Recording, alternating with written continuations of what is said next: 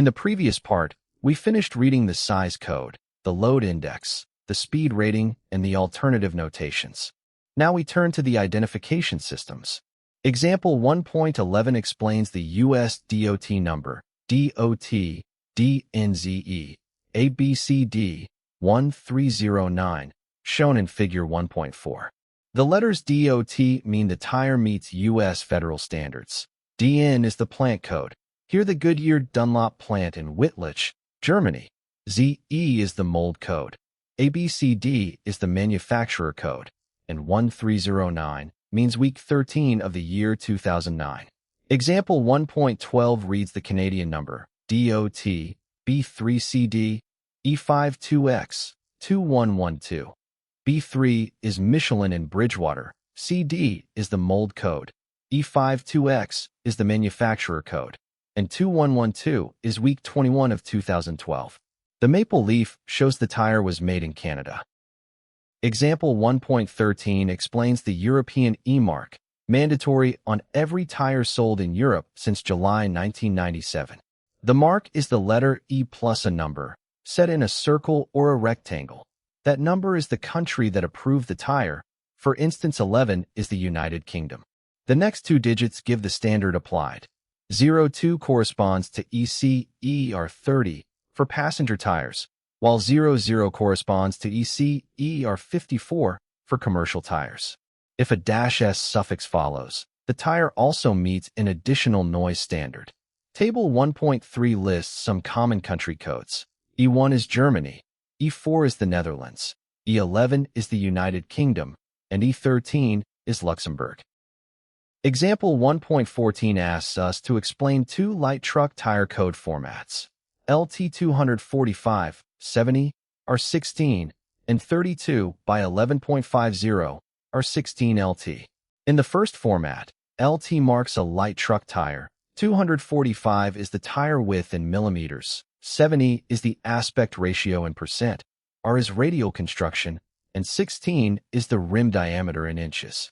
In the second format, everything is imperial. 32 is the overall tire diameter in inches, 11.50 is the tire width, also in inches, R is radial, 16 is the rim diameter in inches, and LT at the end marks the light truck tire.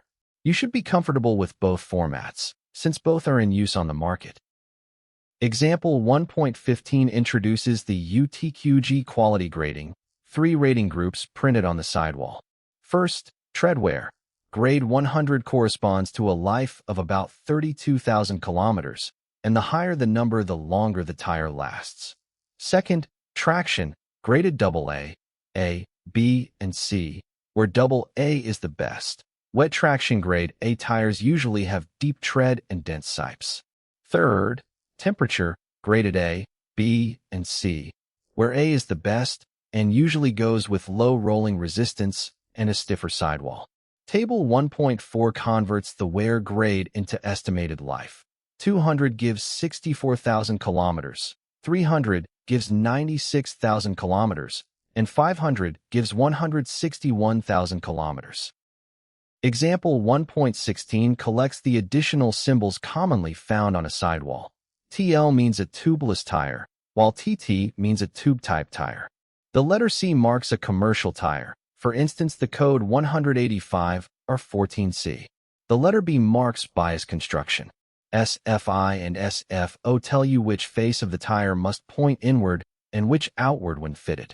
TWI is the tread wear indicator, which tells you when the tire must be replaced.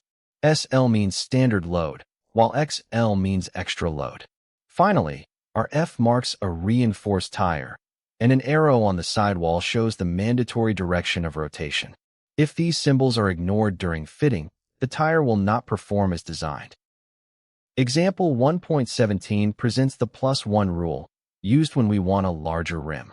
The question is, if the rim diameter is increased by 1 inch, how should the tire be chosen so that the wheel radius stays unchanged? The rule is short. Increase the tire width by 20 millimeters and, at the same time, reduce the aspect ratio by 10%. The overall wheel radius then stays essentially the same.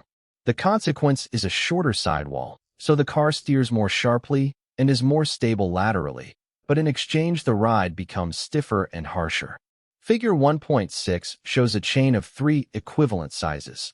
205, 65, or 15 becomes 225, 55, or 16, and then 245, 45, or 17, all three keeping the same overall diameter.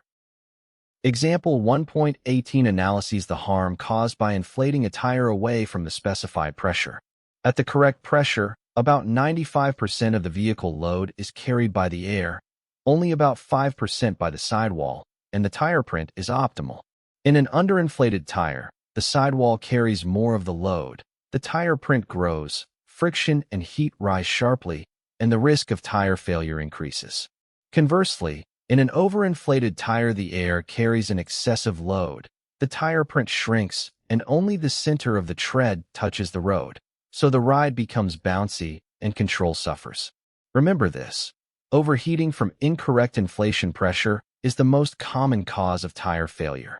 In the next part, we will open the tire up and look at the construction and function of each internal component.